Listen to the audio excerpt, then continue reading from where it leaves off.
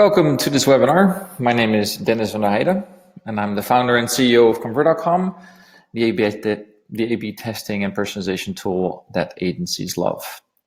And today we have our first webinar in the Agency Accelerator series, and we're helping conversion optimization agencies get exceptional results.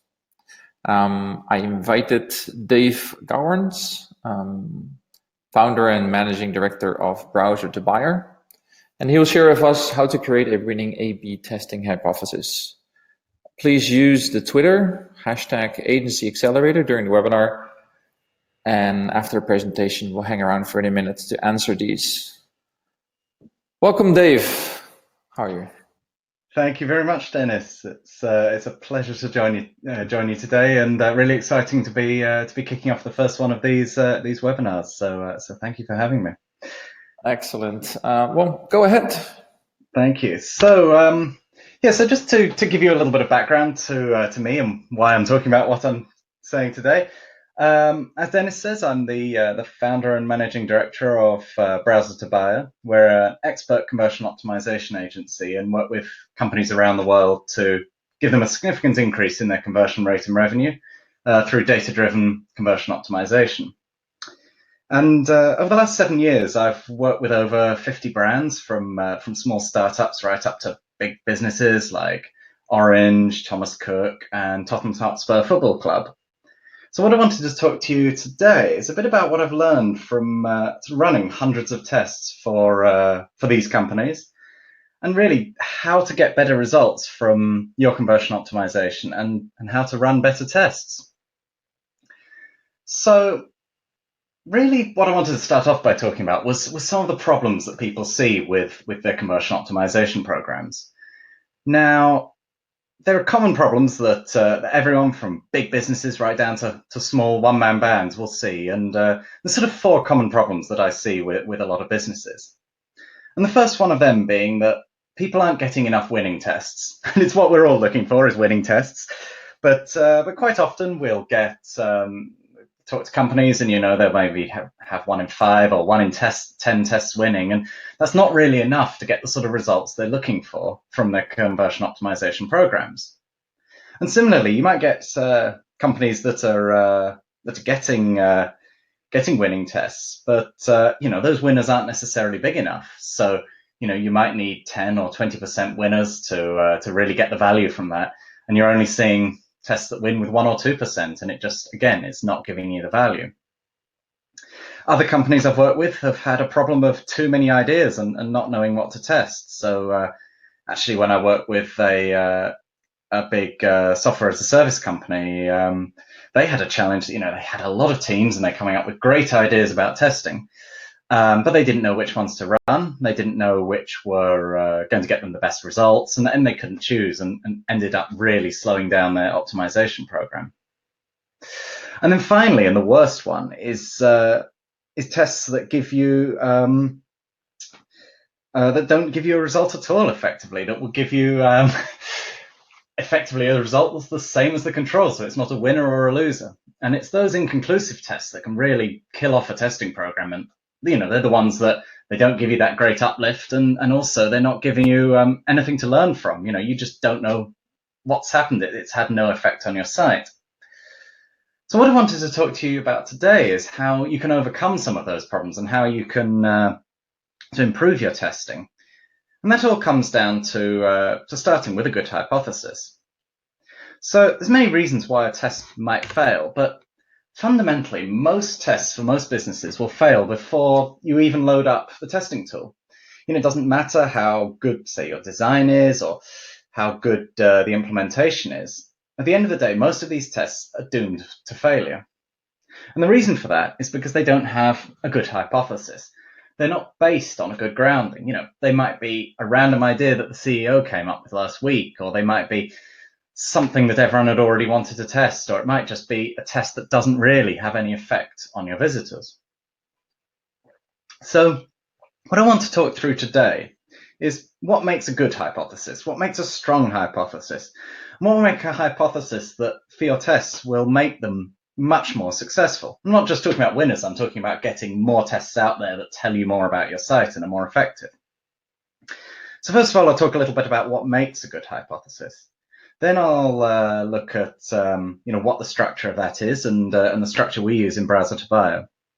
And then finally, I'll take you through what we call the 5 questions method, and that's a technique you can use to come up with a great hypothesis for every single test that you run. So to kick off, I'm going to go back to basics. I'm going to talk about where the idea of a hypothesis comes from. And it comes from this, the scientific method. And this is basically the method that has been underlying all science for hundreds, if not thousands of years. So this is what really puts science aside from opinions and people's ideas. It's what means it's really backed by data and by something that we can prove. So this is where testing has come from, but I want to take you through the sort of basic scientific method just to give you an idea of where we're coming from and how we can use that to come up with a good hypothesis. So, as I say, this is used in all sorts of science, physics, chemistry, biology. Everything is based on this same method. And we start off by making an observation. We're looking at the world. We're trying to understand what's happening in it. And the great thing about making an observation of the world is it's something that can be verified. It's something that I can look at or anyone else can look at, and they can see the same thing happening and make their own conclusions about it. So if we look at the world of biology, for example, we might make an observation like there's a particular bird maybe that lives in the UK, and in the winter it flies to Australia and migrates out to Australia for the winter and then comes back again. And it's that sort of thing that, by using the scientific method, we can say, look, that's something we can observe, anyone can see that, and that's a piece of information we know about the world. We then move on to step 2, asking a question. So this sort of encourages us to be inquisitive and curious and start thinking about the world. And this is where you start to think about, well, why does this happen? Why do these birds fly to Australia in the winter, for example? And it might be, there could be all sorts of ideas. It could be, is it because they can't find the right food, or it's too cold for them, or there's a predator in the winter in the UK that eats them, or something like that. We don't know. But from that, we can start to make a hypothesis. We can really come up with an idea. This is something that we think about the world based on our observations, and it's something we want to prove, whether it's true or false. So if we come up with a logical hypothesis from that, let's say maybe there's a particular fruit that these birds eat in the UK and it doesn't grow in the winter. So our hypothesis is because they can't find that fruit, then they fly to Australia during the winter. And it's quite straightforward. From there, we can then conduct an experiment about that. We know what we're trying to prove and we know what we want to do with it. So what sort of experiment could we do? Well, let's say perhaps we're going to import that fruit and feed it to the birds, make it available to them so that they can have it year round. And then we're going to know if they still fly off to Australia for the winter, well, it's something else. But if they stay, then it's because, they want to eat that fruit. So we can run that experiment, we can observe the behavior of the birds, and we draw conclusions from it. So let's say they do stay in the UK. Great, we can draw the conclusion that that's the reason they fly to Australia. It's because they can't get the fruit that they like to eat in the UK in the winter. And then we report back on those results. And when you're looking at a sort of normal scientific experiment like this, it might be reported back in a journal or a publication or something. The important thing is that when you report back those results, you can look through them all, and any scientist can come in and repeat that whole process and see exactly the same things. So they can see the same observations you did. They can understand the questions you asked. They know why you came up with the hypothesis. They can look at your experiment and say, yep, that was a valid experiment. You've drawn good conclusions from that, and your results are valid. And that's why science works so well, because everything's based on data, everything's provable, and it can always be repeated. So that hypothesis comes out in this very simple statement. If I do something, then something else will happen. And what we're trying to do is to prove whether that happens or not. And of course, people saw this and they've taken it into the world of web testing, and this is what we all know about. And this is getting more onto familiar grounds for us conversion optimizers. If I do a change to my website, then some sort of increase in conversions will happen. And that's what we're really looking for. And the ideal is that we'll get some sort of answer to that, whether that's true, that when we make this change, we do get an increase, or false, that when we make the change, actually nothing happens. So it's a very simple, straightforward concept, but the problem is that this falls down in quite a lot of places. If we go back to our scientific method, this is what a good scientist will do, this is what will happen. We're not actually very rigorous as web testers, and even the best in the industry will often go away from that whole scientific method. And usually things end up a bit more like this. Quite often, the first thing that we think of when we're doing a test is what we want to change. Shall we put that hero image on, or shall we remove that logo from the checkout, or should we add a new payment processor, or whatever that is. Quite often, the hypothesis will just be the first thing that comes out. Then we run an experiment on it because that's easy and practical, and we all know how to do that. We'll get a result, and we report that back to the business. But the challenge is that quite often that doesn't work so well, that we end up with getting, like I said at the beginning, you don't get many winners, or you don't get that many great results. And at the end of the day, if you've come up with a bad hypothesis at the beginning, you end up with a bad test at the end.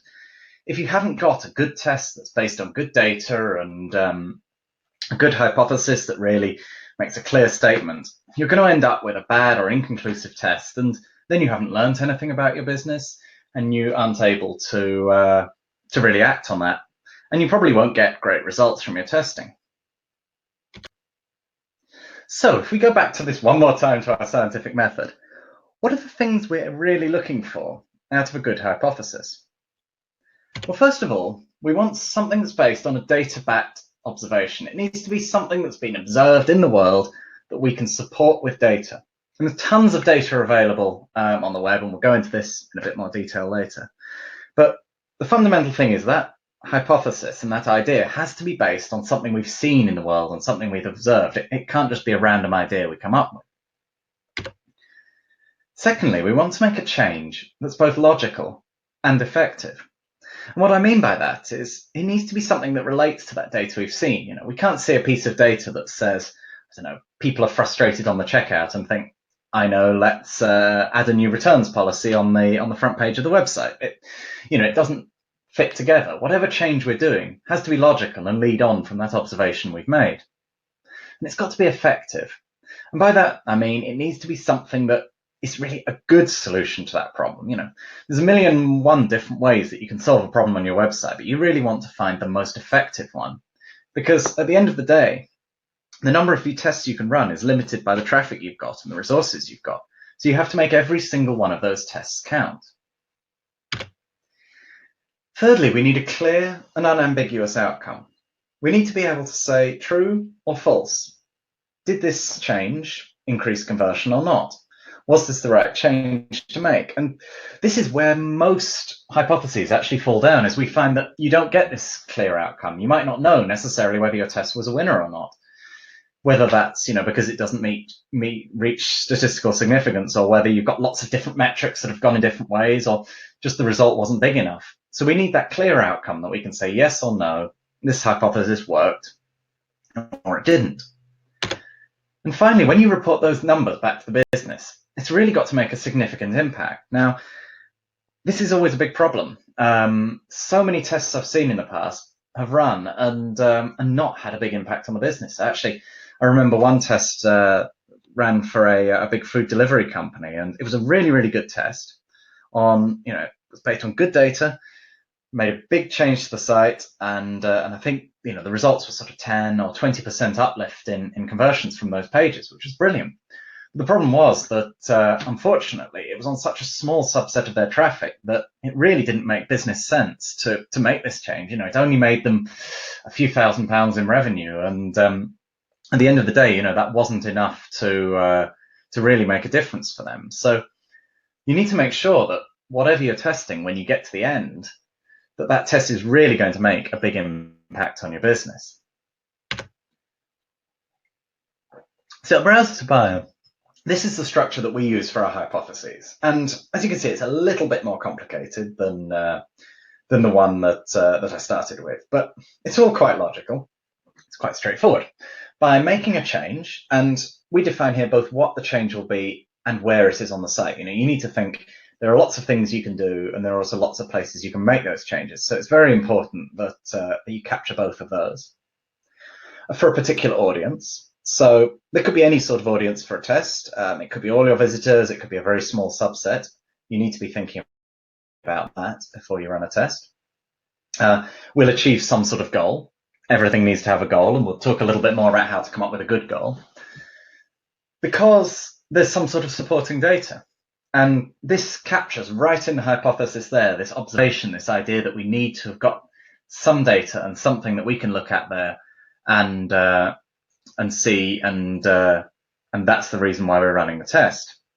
And finally, this test will run for a particular duration, and that's important because if we're going to have a clear true or false outcome, we need to know how long that test is going to run before we run it.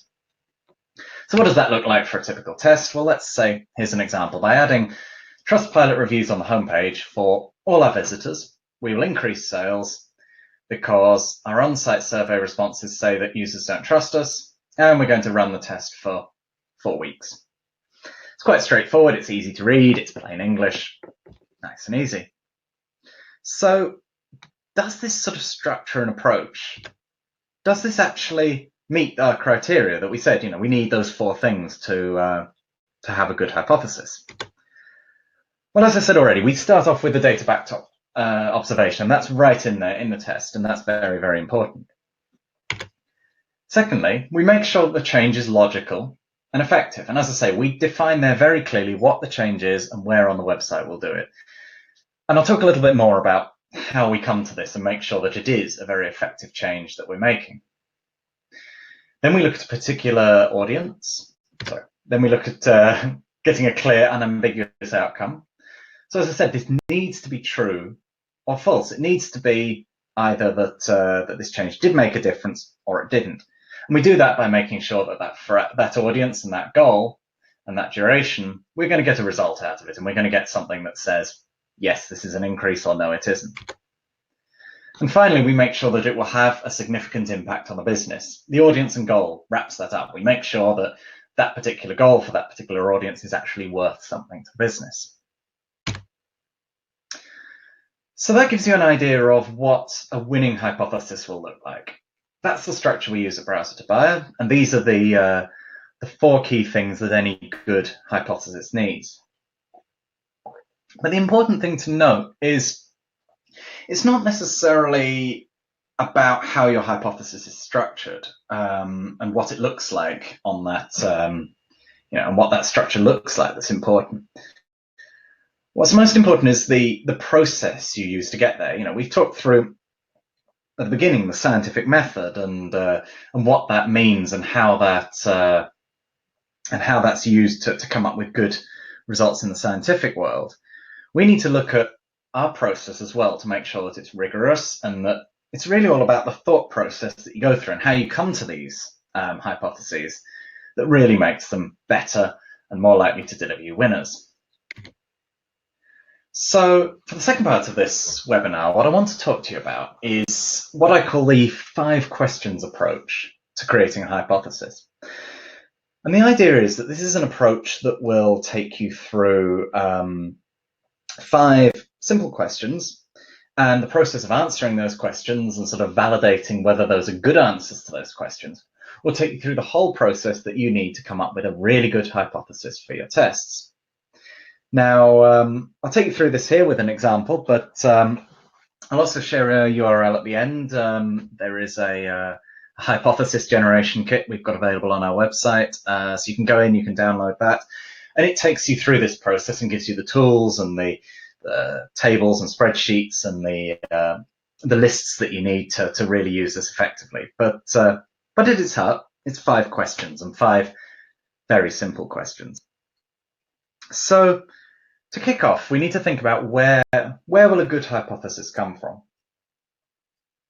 And as I said at the beginning, for many businesses, the first step of coming up with a hypothesis is an idea. Sometimes it'll come from the CEO, or I want to put this on the site, or it'll come from asking people, what do you think we should change?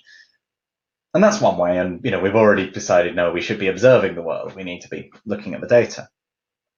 But actually, making those observations and looking at the data isn't the first question in the process. This isn't the first thing you need to be thinking about. Fundamentally, when you are coming up with an idea for a test, or even when you're starting off a section of your testing program, right at the very top level, what you want to be thinking about is, what's the goal? What are you trying to achieve? Why are we doing this? What's the thing that we want to actually impact by doing a test on our website?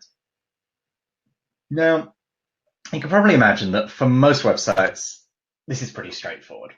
It's a payment, it's an order, it's making a sale, or if you're a lead generation business or something like that, it's generating a lead or getting a sign up or getting someone registered. But whatever it is, you probably have one single conversion metric.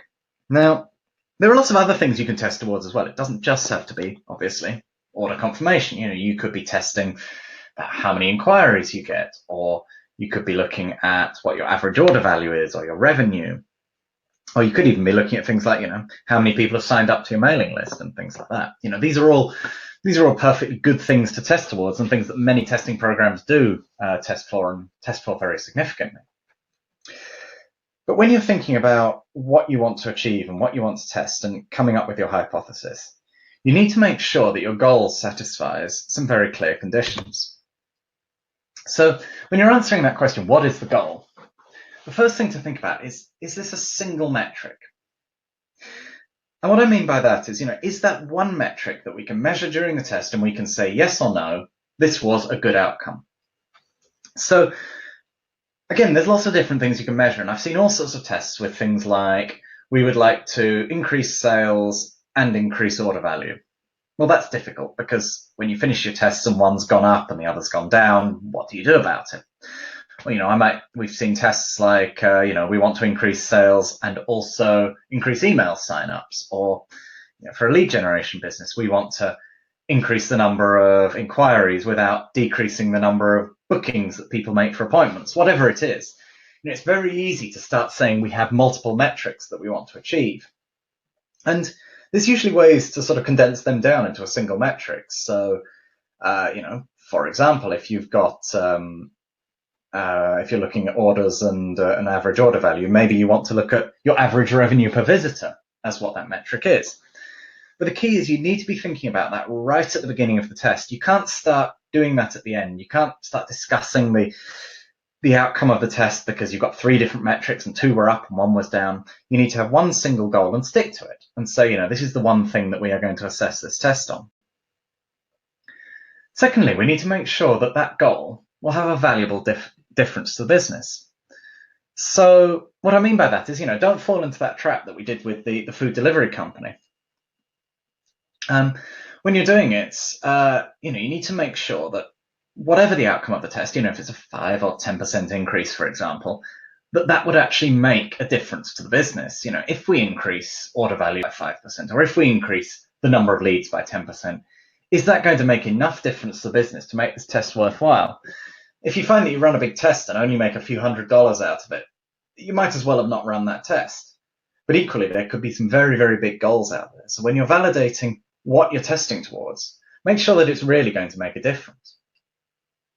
And thirdly, make sure that the goal you pick is one that really does directly impact on the business. And again, what I mean by this is I've seen a lot of tests with sort of hybrid goals and things like, we want to increase add to basket, for example, or, a test like we want to change the navigation of the site to increase the number of page views per visitor because those people are more likely to buy. But the problem is you're getting further and further away from the money there. If you say, well, in this test, I've increased add to basket, it means nothing to the business at the end of the day. We need to keep that final conversion metric, that final metric that's actually going to mean something to the business. So when you're thinking about what the goal is of your test or your hypothesis or even your whole campaign, ask yourself these 3 questions and validate your answer and say, is this a single metric? Will it make a valuable difference? And does it really directly impact the business? Now, I said we'd work through this with an example. So in this case, I'm going to look at an e-commerce site. And what could our example hypothesis be for an e-commerce site? Well, I'm going to say, fundamentally, I want to increase the number of completed orders. I'm not worrying about the value of those orders or anything like that. Fundamentally, we're just going to look at increasing the number of completed orders. And there you go. We've done it. That's question 1 answered. And Probably one of the easier questions, but very straightforward there. So we can then move on to question 2. And question 2 is when we start getting into the observations and the data. Why are we actually making this change? We can't just come up with a random change that we want to make on the site. Fundamentally saying, why are we going to make this particular change to our website? And this all comes down to observing the world, observing what's happening on your website, observing your visitors and what they do. And take this back to sort of your scientific mindset. What can you see that's happening in the world that you can then use to start to affect your visitors? So, whether that's using your Google Analytics and your dropout rates to see where people are leaving the site, whether it's doing surveys and looking at the analysis to see what people like about your site, whether it's even things like your live chat and what questions are people asking when they're on the website. Start to observe all this data you've got coming in, and that helps you to try and understand what it is you need to test. Now, although there's loads of great data out there and fantastic tools, it starts to bring you a problem. What do you actually do with that data? What does it mean? Well, what we do at Browser to Bio is to fundamentally turn these into 2 key pieces of information. What we try to identify for the visitor to any site are the barriers and the motivators. Now, a barrier is anything that would stop you from converting on a website. So it could be a usability issue. It could be that they don't trust you. It could be that the people coming on the site don't actually find the product they're looking for, whatever it might be. It's something that will be stopping or reducing the likelihood of someone on your website from converting. And then we've got the flip side of that, the motivators. And these are quite often overlooked, but a motivator is something that would make someone on your website more likely to buy if they knew it. So that could be, for example, you have a fantastic returns policy and you'll let anyone send anything back within a year free of charge. It could be that your company's got a really great history and 20 years of great customer reviews or something like that. It could just be that you have a great deal for people who sign up today or something like that. But the key about this sort of observation step and this thinking about why we're making a change is to identify what are the biggest barriers and motivators for people on our site. And the key here is to make sure that we have multiple pieces of information that back those up. So a barrier that's just defined because one person on your site said, I don't like the layout, that's not a good barrier. But if you're getting reviews that say people aren't sure whether you're trustworthy, if you're getting people searching around or clicking on your Trustpilot links because they want to find out whether to trust you, if you're seeing that sort of thing, that starts to give you multiple pieces of information that back up one single barrier or one single motivator. And that's where you can start to really get the value. So, like I said, there are 1,000,001 ways to research your customers. I won't go into detail on every single one of these here, but these are just 16 of my favorites of the ways that at Browser to Bio we typically try and find out more about the customers on our clients' websites. And one of the key starting points is how do people actually behave on the site? Using things like your analytics data and your session recordings, and that lets us see, how do people move about the site? Where do they drop off? Where do they spend time? And you can use that to start to understand, if everyone goes to your returns page, maybe they're worried about a returns policy. If everyone's looking at your pricing, well, obviously pricing is important to them. If you're watching session recordings and you see people struggling to find the information they want, that's starting to give you clues and information that you can use when you're coming up with these hypotheses. Surveys are a fantastic way to find out more about your customers. So, I use both on-site surveys and email surveys. On-site ones are really useful for asking people little questions in the moment, like, are you ready to buy today? What's stopping you from buying today? Is there anything more you'd like to see on this page? And then email surveys get you a lot more detail about people who your brand is actually engaging with. So, is there something they particularly love about your business or your offering? Or is there, something that really concerns them, or something they wish they knew when they first signed up?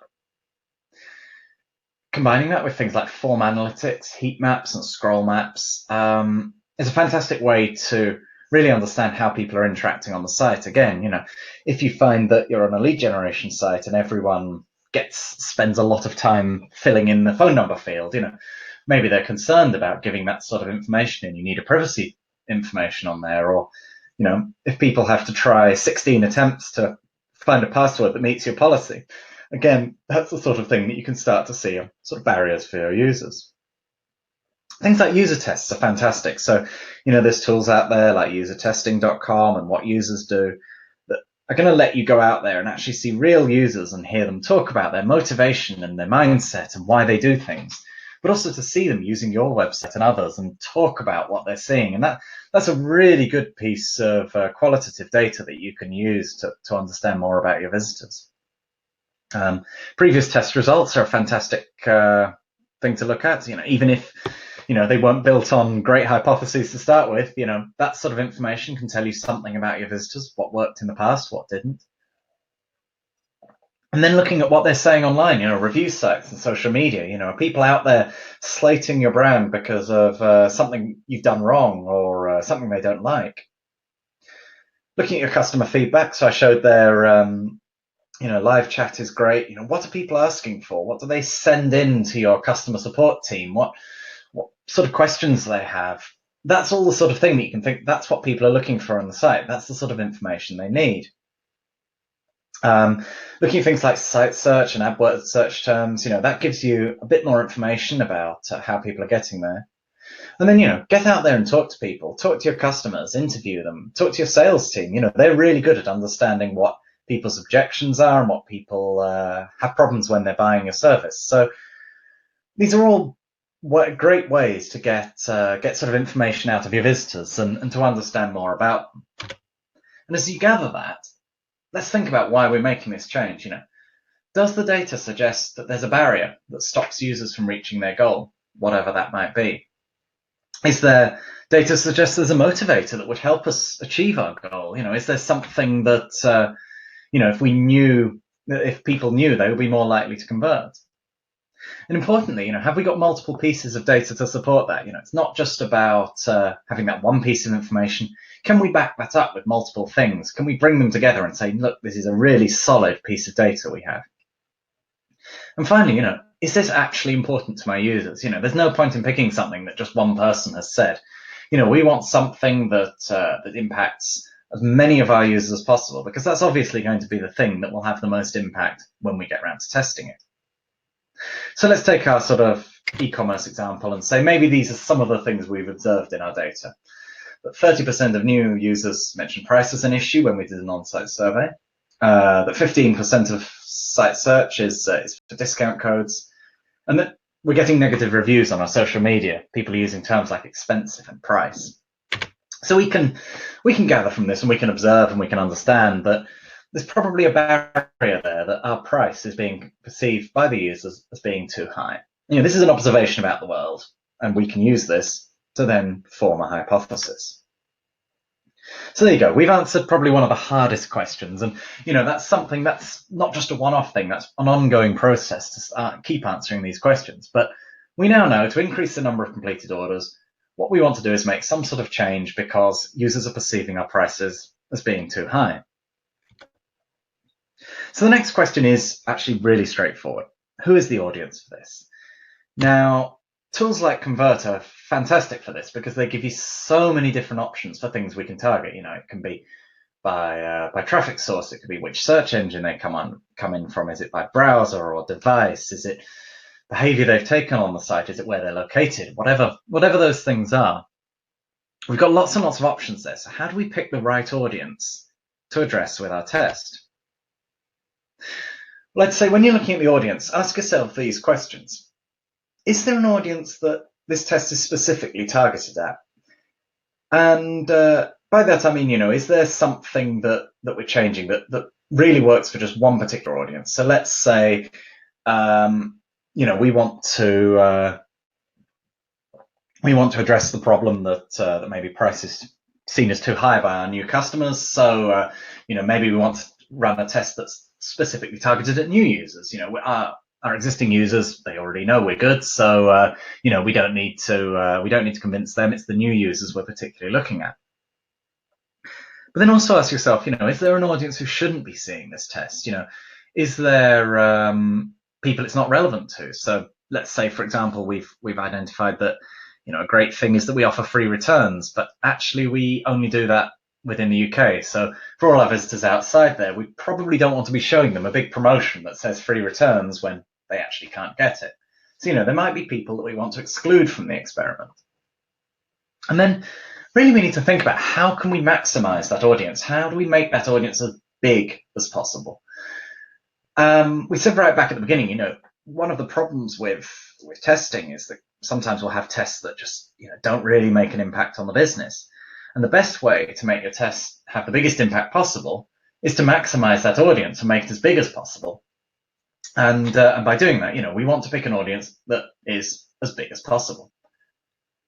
Think about how much would a winner be worth to us. And this is sort of related, but if we run a test for this audience, let's say we decide on a very, very specific test. We're going to only run it for Safari customers located in Spain or something like that. It's probably a reasonably sized audience, but is that too detailed? Will that winner actually be worth enough for us? Or is Spain a very small part of our market? And that's not actually where we want to target with the test.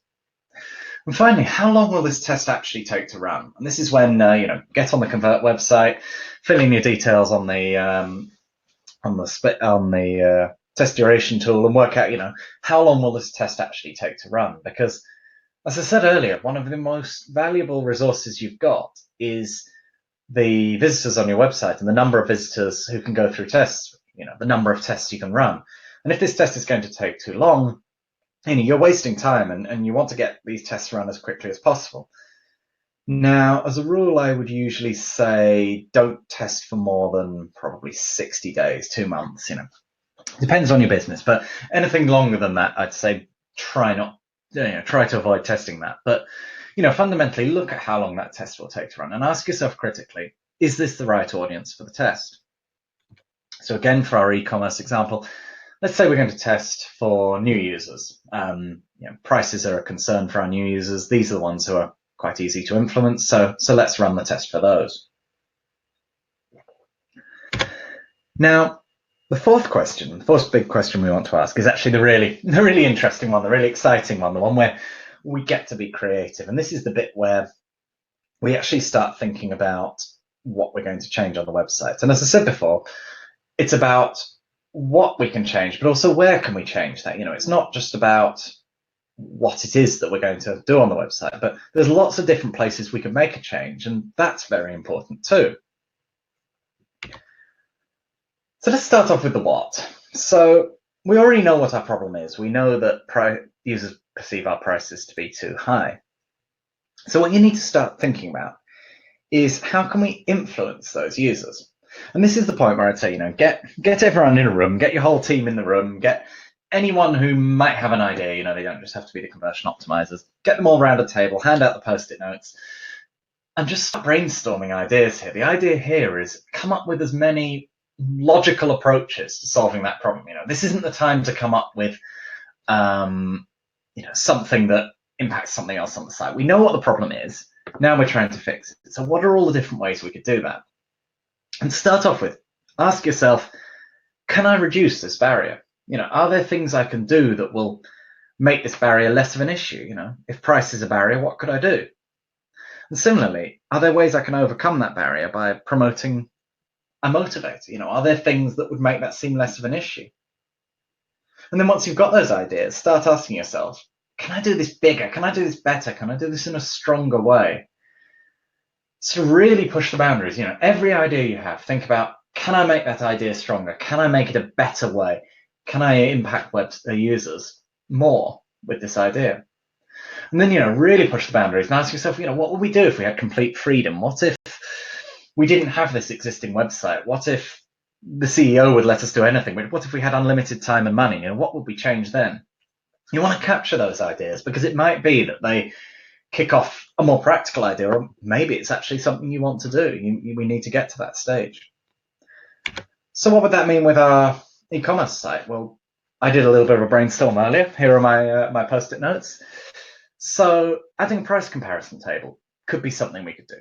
People are worried that price is too high. Well, let's compare to our competitors. Make it very upfront. We are similarly priced. We are better priced than the main competitors. Can work very well. Maybe we add a price guarantee. Again, this is the sort of stronger version of a price comparison table. Well, we know our prices compare well.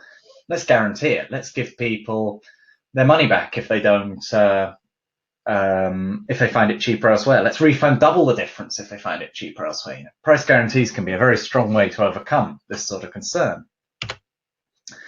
Maybe we just remove the discount code box. If the discount code box is making people think they can get it cheaper, maybe we just take that off the site. We're generating all these sorts of ideas that might reduce the barriers. And then on the other side of that, we said, how can we use a motivator to overcome this? So what could we do? Well, maybe we could offer some other benefits, a free gift, free shipping, something that makes the order feel more valuable so the price seems lower. Again, this is a nice idea. This is something that would work. Maybe we can make price less of an issue by focusing on other benefits. And this is something that Apple do really, really well. They charge a premium for their phones. So how do they justify that price? Well, it's looking at things like it's a premium brand. It's a desirable brand. There's great after-sales service. If anything goes wrong with your Mac, you can take it back in and they'll repair it free of charge and all sorts of things. They focus more on the other benefits and less on the price itself. So we've done some that reduce the barrier. We've looked at what motivators could overcome it. What about if we go a bit out there and say, well, let's just offer a discount for new orders? If price is an issue, let's reduce it slightly. And what if we could do anything we liked? Well, why don't we just reduce all our prices? That's sure to work. And, we might not do these things. These might not be practical, but fundamentally, at the end of the day, these are all good ideas. They are all strong, effective, logical ideas that could overcome the barrier that we're looking at. So then let's look at where. We can do these things on all sorts of places on the site, but we need to think about three things. Firstly, when is this issue actually relevant for the user? And by that, I mean, when does it come up? When do they think about this? Is it that they're worrying about price when they put in their credit card details, because that's when money is really key in their mind? Is it when they first see the product? Are they worrying about returns when they look at the sizing and start to think, I'm in between sizes here. I'm not sure if this is going to fit. So start thinking, for whatever the barrier is, when is this most relevant to the user so that we can present the change in the right place? There's no point in sort of putting pricing information on our About Us page. It's probably not going to have much effect because that's not what the user's thinking about when they're on that page. Secondly, how can we maximize the number of users we impact? So again, it's all about pushing this as high as in the funnel as possible, about making the biggest impact to the biggest number of users we possibly can. And then finally, it's about, is it actually possible to test this here? And this is quite fundamental. There will be things that we can't test. There are sites where maybe the payment page just you aren't able to make changes there, or there might be legal reasons. So we do need to think about this. It's less of an issue when you've got great tools like Convert that can make changes pretty much anywhere on the site, but it is important to think about this. So for each of those ideas and each of those concepts we came up with, all those post-it notes we stuck up on the board, let's go through and think about where we can make those changes. And basically, for each of them, you're going to come up with a number of ideas. So we're making that list even longer. So start noting these down. But where could we do, say, a price guarantee? Price guarantee is a good approach. Where could we do it? Well, people worry about price when they make the payment. We know that. So perhaps we put the best price guarantee on the payment page here. So, just before you fill in the information, there it is. We've got the best price guarantee. Easy to put there. It'll impact some users. And the problem is, it's only the users who've got to the checkout itself who are going to see this. So that's not as big audience as you could get. So let's maximize that audience. Let's push it bigger. This is an example of what Wiggle do. Wiggle are a UK retailer for sports equipment and sportswear. And they put their price promise right up there in the header on every single page of their site. Now, this is great when it comes to the maximizing the audience. Every single person who comes onto their website is going to see this price promise. The problem is, from a relevancy point of view, it's not so good. Are they actually thinking about price when they see this here, or are they just going to ignore it and not really notice it? So if we think about relevancy, well, price is very relevant to people when they're looking at the price of a product. And this technique I did with an e-commerce retailer a few years ago, and it was fantastic. It actually increased their sales by over 16%. And just putting a simple best price guarantee next to the price itself, when users are thinking about this, okay, so this sweatshirt is $59.99. Okay, well, that's the best price guaranteed. I don't need to look elsewhere. I can go ahead and buy it. It gives them that confidence. But what you've done by going through this process, and as I say, do this for every single one of those ideas you had, is you should have a big long table of each of the whats and wheres. We could do a price guarantee on the pricing page. We could do it site-wide. We could do it on the basket page. We could do a price comparison table on the product page. And we go through all sorts of ideas there. And you'll have this big long list of ideas that you can then test. And that's actually your answer to what can we change and where. It's that table. It's that lot of ideas. And what you've done there is you've gone through that process and you've really understood well what you can change for your users. So now we go on to the final question. The final question is, what's the best option? What do we take from that table? What do we take from all those ideas, and how do we turn that into a good test? So I'm going to add another 3 columns, and this is starting to look a little bit more complicated, but don't worry, these are all really simple questions and really simple answers. So we've got all our possibilities. So we're going to start off for each of them asking, have we got enough traffic to test? And again, we're going around in a loop here, but it's all about validating each of these ideas. So now we're going to go back to the tool and say, is there enough traffic on this particular page for the audience we selected and for that specific goal we'd selected? On the product page, for new users, for completed orders, how long will this test take to run? And again, I would typically say don't run a test for more than 60 days. Depending on the size of your business, you may want to make this, that's a smaller number and be more aggressive with this. But the idea here is we're going to throw away all those opportunities that are just too small, all the ones that aren't worth following up on. And that will get rid of a lot from your list, I expect. Depends on the size of your site. If you've got tons of traffic, that'll keep them all. So that's your first question. Is this fundamentally a test we can run? And the second question is, what's the impact of this change? What will the impact of this be if we do it on the site? Now, there are lots of different approaches to this, and a lot of you have probably seen prioritization frameworks and whether that's Pi, Impactees, all those sorts of things. And people try to come up with formulas for this. Some way to work out what will the impact be. How can I predict how big the change for my test will be? And fundamentally, I don't think that's something we can ever do. A test will come out and it will give us a result. But we can't know beforehand how big that result is going to be. But you can ask yourself these questions. How big is the audience on this page? And that's a fundamental, simple question. How big is that going to be? How easy are they to influence? So what we're thinking about there is there's different types of audiences. They're going to have a different propensity to be influenced by us. So, for example, new users who are first engaging with your brand, they're really, really easy to work with because, they have no impression of you. If you put something on the homepage to tell them about you, then they're going to, be able to use that, and that's going to make an impact on them. Whereas someone who's bought from you 10 times before, whatever you say, is probably not going to change much about what they think about you. They've had an experience. They know what the experience is with dealing with your business. So again, that's something that you really need to think about. How visible is the change going to be to the user? Is this a big change at the top of the page, or is it something hidden down in the header, in the footer, or whatever it is? Think about how visible it is to the user. And how relevant? We talked about relevancy before. Is this happening at a time when the user is really concerned about this issue? And it's simple. Just rate every single one of those changes, low, medium, or high. And there's no fixed scale there. Whatever you think it is, just give it one of those, but be quite critical. And then we do the same with ease. And what I mean by ease is how easy is it going to be to make this change? How easy is it going to be to do it? Can we technically do this? Is this something we can do in the tool with the point and click interface? Is this something that, the developers can write a couple of lines of JavaScript to do? Or is it something that, is actually impossible to do without all sorts of changes in the back end?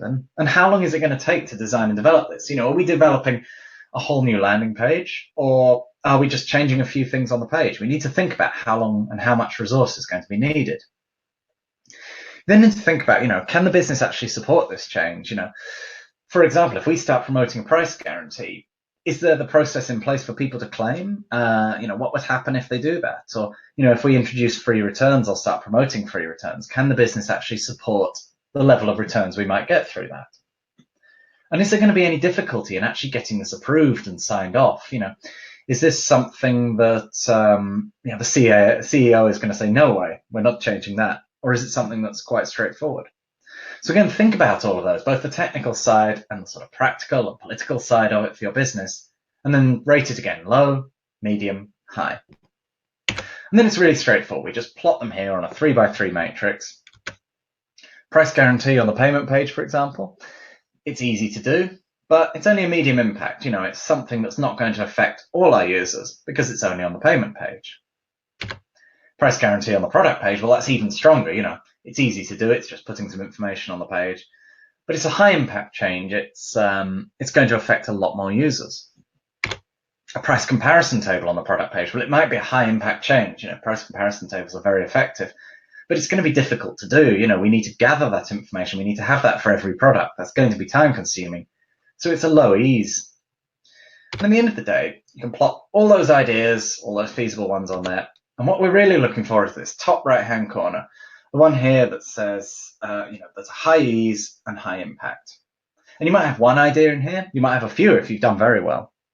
If you've got a few, then I'd suggest turning this into multiple tests. If you've just got one, then great. We move forward with that.